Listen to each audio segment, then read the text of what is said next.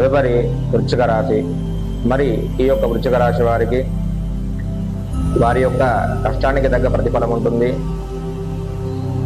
ఉద్యోగంలో మీ పై అధికారుల నుంచి ఒత్తిడి అనేది తగ్గుతుంది.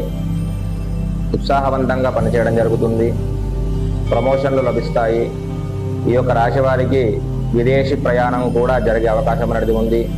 చేసే పనుల లోపల మంచి గౌరవము, అదేవిధంగా ప్రయాణం ఎటు వెళ్ళినా కూడా, ఏ పని పైన వీళ్ళు బయటికి వెళ్ళినా కూడా ఆ యొక్క పని విజయవంతమవుతుంది. మనశ్శాంతి లభిస్తుంది. వీరు ఈ యొక్క మాసము తీపి పదార్థాలు స్వీకరిస్తారు. అదేవిధంగా ఈ మాసం మొత్తం కూడా వీరికి మిత్రుల సహాయం అందుతుంది. అంటే స్నేహం వల్ల స్నేహితులందరూ కూడా వీరికి సహకరించడం జరుగుతుంది. ఏదైనా పని అనుకుంటే తీర్థయాత్రలకు వెళ్ళే అవకాశం ఉంది. అదేవిధంగా వ్యాపారం చేసేవారు అధిక మొత్తంలో లాభాన్ని చూడడం కూడా జరుగుతుంది. ధార్మిక కార్యక్రమాలు చేస్తారు.